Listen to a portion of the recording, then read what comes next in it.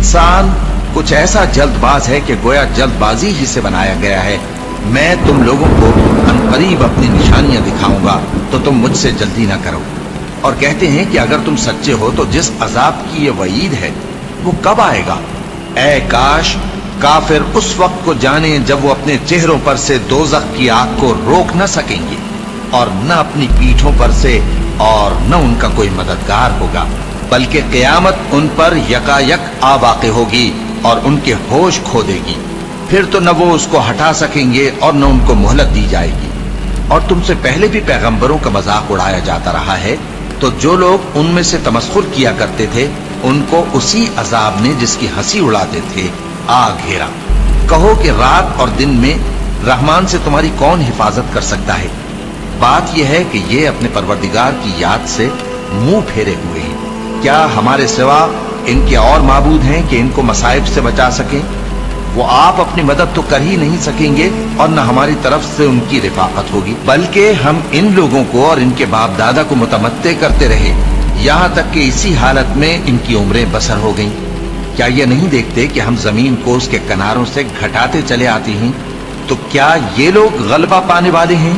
कह दो कि मैं तुमको वही के मुताबिक खबरदार करता हूँ, और बहरों को जब तंबीह की जाए तो वो पुकार को सुनते ही नहीं। और अगर इनको तुम्हारे परवरदिगार का थोड़ा सा अजाब भी पहुंचे तो कहने लगे कि हाय कमबख्ती, हम बेशक गुनाहगार थे। और हम क़यामत के दिन इंसाफ की तराजू खड़ी करेंगे तो किसी शख्स की जरा भी हक तलफी न की जाएगी। और अगर राई के दाने के बराबर भी किसी का अमल होगा तो हम उसको ला मौजूद करेंगे और हम हिसाब करने को काफी हैं। भला जब हम मर गए और मिट्टी और हड्डियां हो गए तो क्या फिर उठाए जाएंगे। और क्या हमारे बाप दादा भी जो पहले हो गुजरे हैं। कह दो कि हाँ, और तुम लोग जलील होगे। बस वो तो एक जोर की आवाज होगी और ये उसी वक्त देखने लगेंगे और कहेंगे हाय कमबख्ती हमारी, यही जजा का दिन है।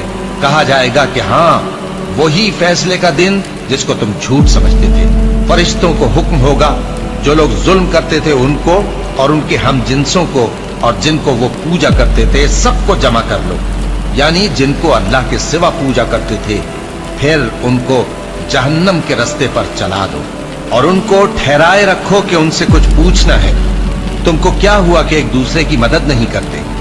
असल बात यह है कि आज ये लोग अपनी गलती तस्लीम कर रहे हैं और वो एक दूसरे की तरफ रुख करके सवाल जवाब करेंगे। पैरोकार अपने पेशवाओं से कहेंगे कि तुम ही हमारे पास दाईं तरफ से आते थे। वो कहेंगे नहीं, बल्कि तुम ही ईमान लाने वाले न थे और हमारा तुम पर कुछ जोर न था, बल्कि तुम ही सरकश लोग थे।